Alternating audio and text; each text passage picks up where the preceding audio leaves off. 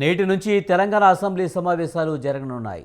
కాళేశ్వరం ప్రాజెక్టుపై justice Ghosh commission ఇచ్చిన 650 పేజీల నివేదిక సమగ్ర ప్రతిని అసెంబ్లీ మండలిలో ప్రభుత్వం ప్రవేశపెట్టనుంది. కాళేశ్వరం కమిషన్ నివేదికపై అసెంబ్లీలోనే చర్చకు పెడతామని, అన్ని పార్టీలకు మాట్లాడే అవకాశం ఇస్తామని ముఖ్యమంత్రి రేవంత్ రెడ్డి ఇంతకుముందే ప్రకటించారు. ఇటీవల హైకోర్టుకు కూడా ప్రభుత్వం ఇదే విషయాన్ని నివేదించింది. అసెంబ్లీ తర్వాత తదుపరి ఏం చేయాలో నిర్ణయిస్తామని తెలిపింది.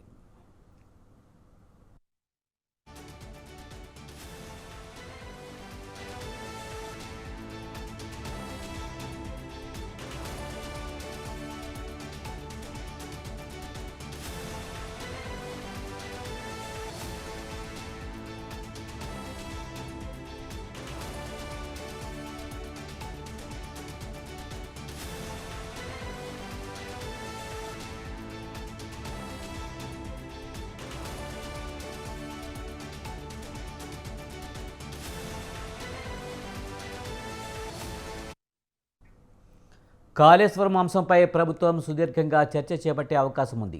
దీనిపై అధికార ప్రతిపక్షాల మధ్య వాడివేడిగా చర్చ జరిగే అవకాశం ఉంది.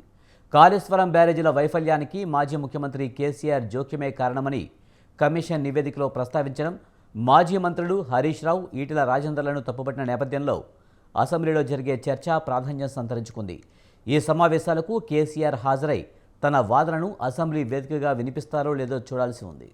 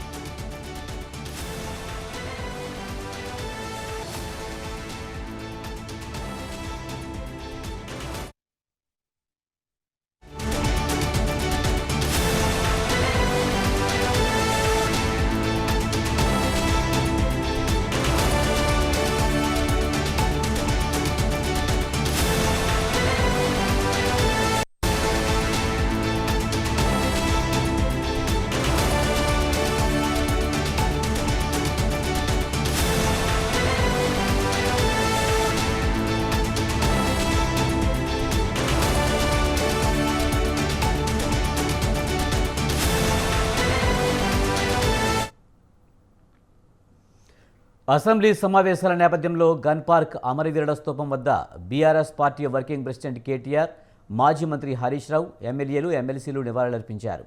అమరవీరులకు నివాళులర్పించి అసెంబ్లీకి ఎమ్మెల్యేలు, ఎమ్మెల్సీలు ర్యాలీగా బయలుదేరారు.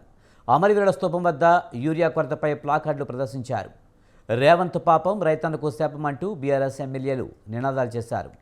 రైతులకు సరిపడా యూరియా సరఫరా చేయాలని నినాదాలు చేశారు. వ్యవసాయ శాఖ మంత్రి రాజీనామా చేయాలని డిమాండ్ చేశారు. రైతులకు సరిపడా యూరియా ఇవ్వాలని, ఖాళీ యూరియా సంచులతో బీఆర్ఎస్ ఎమ్మెల్యేలు నిరసన తెలిపారు. గణపతి బప్ప మోరియా కావాలయ్యా యూరియా, గణపతి బప్ప మోరియా కావాలయ్యా యూరియా, గణపతి బప్ప మోరియా కావాలయ్యా యూరియా, గణపతి బప్ప మోరియా కావాలయ్యా యూరియా, గణపతి బప్ప మోరియా కావాలయ్యా యూరియా, గణపతి బప్ప మోరియా కావాలయ్యా యూరియా, గణపతి బప్ప మోరియా కావాలయ్యా యూరియా, గణపతి బప్ప మోరియా కావాలయ్యా యూరియా, గణపతి బప్ప మోరియా కావాలయ్యా urea. We want urea, we want urea, we want urea, we want urea. రైతన్నకి కావాలి కావాలి యూరియా కావాలి, రైతన్నకి కావాలి కావాలి యూరియా కావాలి. అసెంబ్లీ సమావేశాల నేపథ్యంలో గన్ పార్క్ అమరవీరుల స్తూపం వద్ద BRS party working president KTR, మాజీ మంత్రి హరీష్ రావు, ఎమ్మెల్యేలు, ఎమ్మెల్సీలు నివాళులర్పించారు. అమరవీరులకు నివాళులర్పించి అసెంబ్లీకి ఎమ్మెల్యేలు, ఎమ్మెల్సీలు ర్యాలీగా బయలుదేరారు. ఇక దీనిపై మరింత సమాచారాన్ని మా కరెస్పాండెంట్ సవిన్ లైవ్లో అందిస్తారు. సవిన్, బీఆర్ఎస్ ఎమ్మెల్యేలు ఎమ్మెల్సీలు అసెంబ్లీకి ర్యాలీగా వెళ్ళినట్టు తెలుస్తుంది. పూర్తి సమాచారం ఏంటి?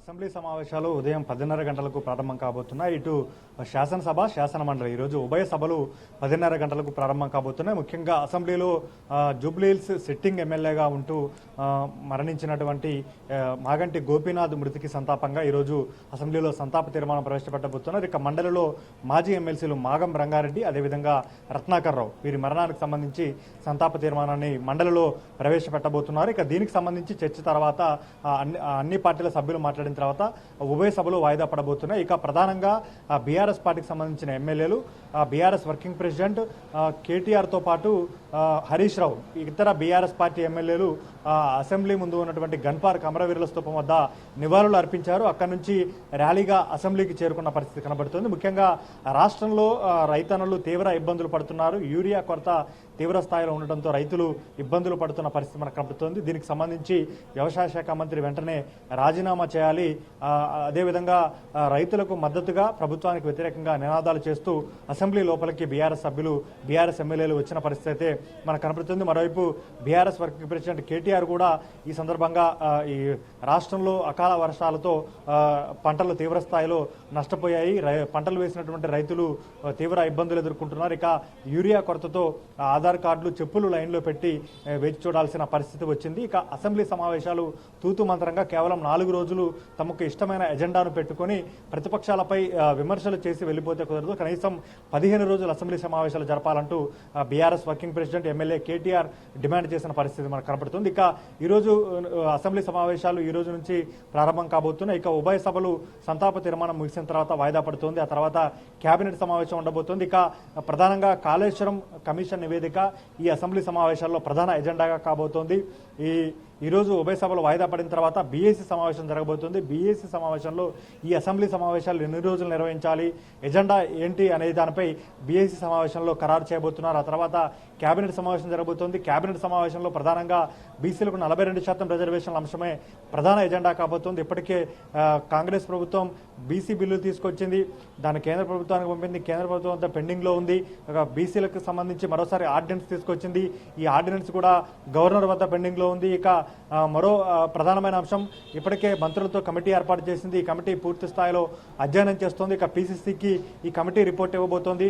పార్టీ పరంగా 42% రిజర్వేషన్లు ఇచ్చి ముందుకు వెళ్లాలా, లేకపోతే ఇప్పటికే కేంద్ర ప్రభుత్వం వద్ద బీసీ బిల్లులు పెండింగ్ లో ఉన్నాయి కాబట్టి సుప్రీంకోర్టు తీర్పు వరకు వేచి చూడాలా. 3 నెలల సమయం కేంద్ర ప్రభుత్వానికి, అంటే రాజ్యాంగబద్ధ సంస్థలకు రాష్ట్రపతి, గవర్నర్ 3 నెలల్లోపు బిల్లులను ఆమోదించాలి కాబట్టి అప్పటి వరకు వేచి చూడాలి. ఇక సెప్టెంబర్ 30వ తేదీలోపు ఎన్నికలు నిర్వహించాలి, గ్రామ పంచాయతీ ఎన్నికలు నిర్వహించాలంటూ హైకోర్టు చెప్పింది. కాబట్టి ఈ హైకోర్టును మరింత గడువు కోరి ఎన్నికలను వాయిదా వేయాలా, లేకపోతే బీసీ రిజర్వేషన్లకు సంబంధించి పంచాయతీరాజ్ చట్ట సవరణ చేసి 42% రిజర్వేషన్లకు సంబంధించి జీవో ఇచ్చి లోకల్ బాడీ ఎన్నికలకు షెడ్యూల్ విడుదల చేయాలా అనే దానిపైన ప్రభుత్వం ఈరోజు ఒక క్లారిటీ ఇచ్చే అవకాశం మాత్రం మనకు కనబడుతుంది. ఇక అసెంబ్లీకి సంబంధించి బీఆర్ఎస్ పార్టీ మాత్రం ప్రధానంగా కాళేశ్వరం కమిషన్ నివేదికపై అసెంబ్లీలో మాజీ మంత్రి హరీష్ రావు బీఆర్ఎస్ పార్టీ తరఫున మాట్లాడబోతున్నారు. ఇక బీఆర్ఎస్ పార్టీ తరఫున అసెంబ్లీలో కాళేశ్వరం ప్రాజెక్టు నిర్మాణం, దానికి సంబంధించిన పరిపాలన అనుమతులు, బీఆర్ఎస్ హయాంలో చేసినటువంటి ఖర్చు, వీటన్నిటిపై అసెంబ్లీలో కాళేశ్వరం ప్రాజెక్టుపై పవర్ పాయింట్ ప్రజెంటేషన్ ఇచ్చేందుకు బీఆర్ఎస్ పార్టీకి అవకాశం కల్పించాలంటూ బీఆర్ఎస్ పార్టీ ఎమ్మెల్యేలు నిన్న అసెంబ్లీ స్పీకర్ గడ్డం ప్రసాద్ కుమార్ను కలిసి వినతిపత్రం అందజేశారు. అదేవిధంగా ఇక బీజేపీ కూడా ప్రత్యేకమైన ఎజెండాతో అసెంబ్లీ సమావేశాలకు వస్తోంది. ఇక కాళేశ్వరం ప్రాజెక్టు సంబంధించినటువంటి దీనిపై ఎంక్వైరీపై విచారణకు సంబంధించి సిబిఐకి అప్పగించాలి, సిబిఐకి అప్పగిస్తేనే కాళేశ్వరం ప్రాజెక్టు నిర్మాణంపై బీఆర్ఎస్ ప్రభుత్వ హయాంలో చోటు చేసుకున్నటువంటి అవినీతిపై పూర్తి స్థాయిలో విచారణ చేస్తామంటూ బీజేపీ అంటోంది. ఇక మరోవైపు బీసీ రిజర్వేషన్లకు సంబంధించి 10% ముస్లిం రిజర్వేషన్లు బీసీ రిజర్వేషన్ల నుంచి తొలగిస్తేనే బీసీ రిజర్వేషన్లకు మద్దతు ఇస్తామంటూ ఇప్పటికే బీజేపీ జాతీయ నాయకత్వం స్టాండ్గా బీజేపీ నేతలు ఇక్కడ చెప్తున్న పరిస్థితి మనకు కనబడుతుంది. ఇక అధికార కాంగ్రెస్ పార్టీ మాత్రం ఇటు బీఆర్ఎస్ ను కాళేశ్వరం కమిషన్ నివేదికతో, అటు బీజేపీని రాష్ట్రంలో యూరియా కొరత, కేంద్రం నుంచి రావాల్సినటువంటి యూరియా కోట పూర్తి స్థాయిలో రాకపోవడం, అదేవిధంగా బీసీలకు 42% రిజర్వేషన్లు, ఓటు చోరీ అంశంపై దేశవ్యాప్తంగా రాహుల్ గాంధీ చేస్తున్న జరుగుతున్నటువంటి చర్చ వీటన్నిటి అంశాలపై ఈ బీఆర్ఎస్ బీజేపీలు నిరుకను పెట్టాలని కాంగ్రెస్ పార్టీ వ్యూహంగా కనిపిస్తుంది. ఇక బీఆర్ఎస్ మాత్రం కాళేశ్వరం కమిషన్ ఒక నివేదిక ఒకటే కాదు, రాష్ట్రంలో ఉన్నటువంటి ప్రధానమైన సమస్యలపై చర్చ జరగాలి. ఇప్పటికే ఉత్తర తెలంగాణ జిల్లాలో ముఖ్యంగా ఉమ్మడి మెదక్ జిల్లాతో పాటు ఉమ్మడి నిజామాబాద్ జిల్లా, ఉమ్మడి ఆదిలాబాద్ జిల్లా, ఉమ్మడి వరంగల్ జిల్లా ఈ జిల్లాల్లో పూర్తి స్థాయిలో పంట నష్టం చోటు చేసుకుంది. అకాల వర్షాలతో వరదలు సంభవించాయి, ఆస్తి నష్టం కూడా జరిగిందనేది బీఆర్ఎస్ పార్టీ చెబుతూ వస్తోంది. అసెంబ్లీలో పూర్తి స్థాయిలో ప్రజా సమస్యలపై చర్చ జరగాలి. ఇక కాళేశ్వరం కమిషన్ నివేదికపై అసెంబ్లీలో చర్చ వచ్చినప్పుడు బీఆర్ఎస్ పార్టీకి సంబంధించిన మైక్ కట్ చేయకుండా పూర్తి స్థాయిలో అవకాశం ఇవ్వాలనేది కూడా బీఆర్ఎస్ పార్టీ పదే పదే ఈ అంశాన్ని ప్రస్తావిస్తున్న పరిస్థితి మనకు కనపడుతుంది. మొత్తానికైతే ఈసారి అసెంబ్లీ సమావేశాలు వాడివేడిగా జరిగే అవకాశం మాత్రం మనకు కనపడుతుంది. ప్రధాన ఎజెండాగా కాళేశ్వరం కమిషన్ నివేదికకు సంబంధించి గతంలోనే commission chairman justice P C Ghosh July 31వ తేదీ రాష్ట్ర ప్రభుత్వానికి నివేదిక అందజేశారు. ఆ నివేదికను రాష్ట్ర ప్రభుత్వం కేబినెట్ లో చర్చకు పెట్టి ఆమోదించింది. ఆ తర్వాత 3 అధికారులతో కమిటీ ఏర్పాటు చేసింది. ఈ కమిటీ మొత్తం పిసి ఘోష్ కమిషన్ 656 పేజీల నివేదికనిచ్చింది.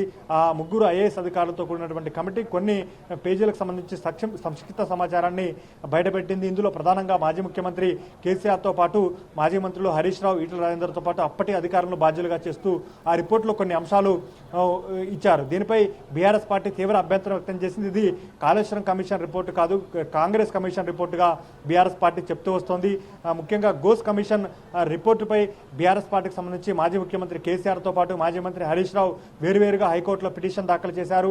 కాళేశ్వరం కమిషన్ నివేదికను కొట్టివేయాలంటూ హైకోర్టులో పిటిషన్ దాఖలు చేసినప్పటికీ ఆ కోర్టు మాత్రం పిటిషన్ను కొట్టివేయలేమంటూ చెప్తూనే కాళేశ్వరం కమిషన్ నివేదికను పబ్లిక్ డొమైన్లో పెట్టవద్దంటూ చెప్పి 4 వారాలకు విచారణ వాయిదా చేసింది. గతంలో సీఎం రేవంత్ రెడ్డి కేబినెట్లో ఈ కాళేశ్వరం కమిషన్ రిపోర్టుపై చర్చించిన తర్వాత అసెంబ్లీలో కాళేశ్వరం కమిషన్ నివేదికను పూర్తి స్థాయిలో పెట్టి చర్చించిన తర్వాత జ్యుడిషియరీ ఎంక్వైరీ చేస్తాము, ఫర్దర్గా ముందుకు వెళ్తామంటూ ప్రభుత్వం తరపున సీఎం రేవంత్ రెడ్డి క్లారిటీ ఇచ్చారు. కాబట్టి కాళేశ్వరం కమిషన్ నివేదికపై చర్చ సందర్భంగా అందులో పూర్తి స్థాయిలో 656 పేజీల నివేదికలో ఏ అంశాలు ఉంటాయి, గత ప్రభుత్వానికి సంబంధించి మాజీ ముఖ్యమంత్రి కేసీఆర్తో పాటు మాజీ మంత్రుల ప్రమేయం కావచ్చు, అధికారుల ప్రమేయం ఎంత మేరకు ఉంటుంది, కమిషన్ రిపోర్టులో ఏ అంశాలు ఉంటాయి అనే దాన్ని బట్టి ప్రభుత్వం ముందుకు వెళ్లే అవకాశం ఉంటుంది.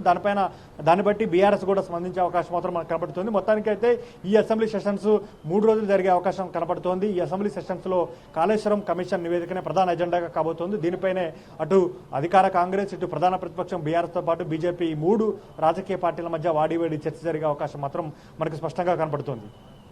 సవిన ప్రధానంగా ఈ అసెంబ్లీ సమావేశాలు అయితే కాళేశ్వరం కమిషన్ పైనే ప్రధానంగా చర్చ జరిగే అవకాశం ఉందని చెప్తున్నారు. ముఖ్యంగా కేసీఆర్ మీద చాలా ఆరోపణలు వచ్చాయి, కాళేశ్వరం నివేదిక కూడా అదే చెప్తున్నట్టున్నారు. మరి ఈ నేపథ్యంలో కేసీఆర్ అసెంబ్లీ సమావేశాలకు హాజరయ్యే అవకాశం ఉందా?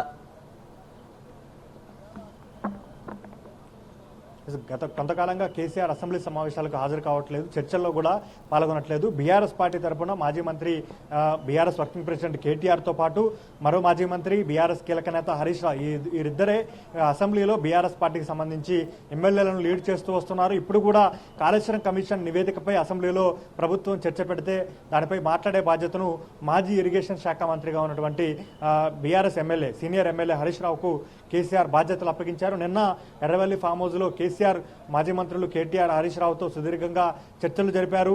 దీనిపైన కాళేశ్వరం కమిషన్ పై చర్చకు వస్తే బీఆర్ఎస్ పార్టీ తరఫున హరీష్ రావు మాట్లాడాలి, ప్రభుత్వాన్ని పూర్తి స్థాయిలో అటాక్ చేసే విధంగా మాట్లాడాలి.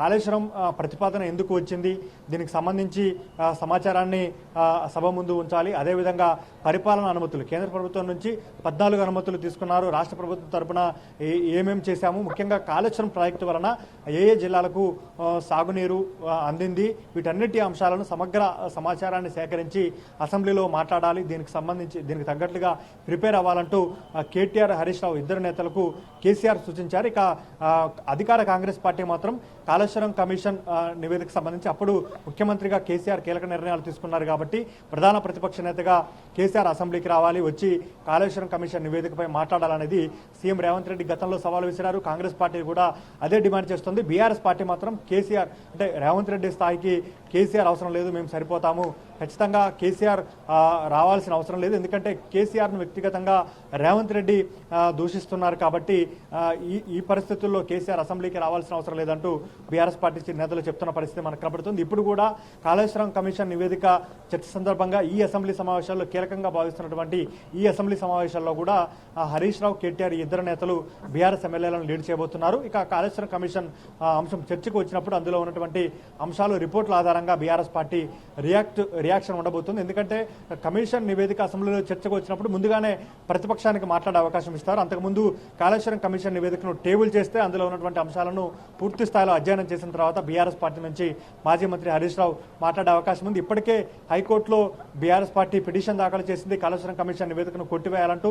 ఆ హైకోర్టు ఇచ్చే తీర్పును బట్టి, తుది తీర్పును బట్టి బీఆర్ఎస్ పార్టీ ఫర్దర్ గా సుప్రీంకోర్టుకు వెళ్లే ఆలోచన కూడా చేస్తుంది. కాబట్టి మొత్తానికైతే ఈ అసెంబ్లీ సమావేశాల్లో ఓవరాల్ గా కాళేశ్వరం కమిషన్ అంశమే ఎజెండాగా కాబోతుంది. ఇందులో ప్రధానంగా మాజీ ముఖ్యమంత్రి కేసీఆర్ పాత్ర ఏ విధంగా ఎంత ఉంటుంది, అదేవిధంగా హరీష్ రావు పాత్ర ఏ విధంగా ఉంటుంది, మాజీ మంత్రుల పాత్ర, అధికారులు, గత ప్రభుత్వంలో కీలకంగా ఉన్నటువంటి అధికారుల పాత్ర ఏ విధంగా ఉంటుంది అనేది పూర్తి స్థాయిలో కాళేశ్వరం కమిషన్ నివేదికలో ఉన్నటువంటి అంశాలపైన ఆధారపడి ఉంటుందని చెప్పుకోవచ్చు.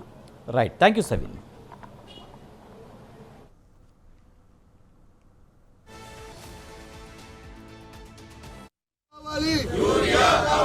గణపతి బప్ప మోరియా, గణపతి బప్ప కావాలయ్యా, గణపతి బప్ప కావాలయ్యా, గణపతి బప్ప మోరియా, గణపతి బప్ప మోరియా, గణపతి బప్ప మోరియా, గణపతి బప్ప మోరియా, గణపతి బప్ప మోరియా, గణపతి బప్ప మోరియా,